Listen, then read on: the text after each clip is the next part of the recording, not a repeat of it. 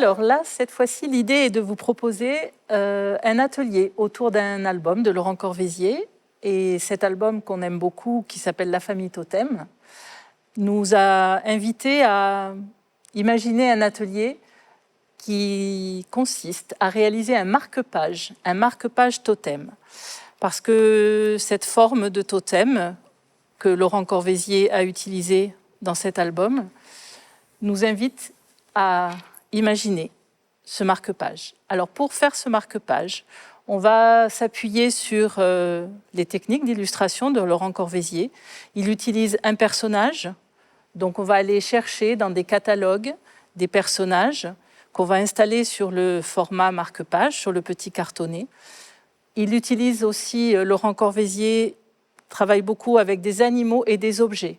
Donc on va également aller chercher dans des catalogues ou dans des illustrations. Voilà, les catalogues des éditions Rue du Monde proposent suffisamment d'illustrations qu'on peut découper. Et on installe donc sur son marque-page le personnage, un animal, un objet. Ils ne sont pas forcément en contact les uns avec les autres.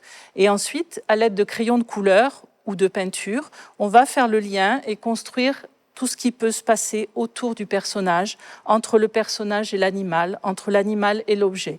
Vraiment, on retrouve l'esprit qu'il y a sur les totems. Voilà, ici, un personnage, une plante, un paysage autour. On va installer tout ceci sur son marque-page et l'idée est qu'il n'y ait pas de blanc au fond, vraiment comme sur les totems de Laurent Corvézier. À la suite de ça, on va regarder son illustration et se faire par exemple une petite liste de mots de tout ce qu'il y a sur l'illustration. Des formes, des couleurs, un ciseau, une plante, des cheveux bruns, un arbre derrière sur un fond jaune. Et à partir de cette liste de mots, et puis des parties de texte de cet album La famille Totem, on peut écrire un petit portrait du personnage que l'on a installé sur son marque-page. Là, par exemple, dans l'album, je vous lis cet extrait, c'est Sanjit Totem, il est cuisinier, il est chanteur, il est toujours à l'heure.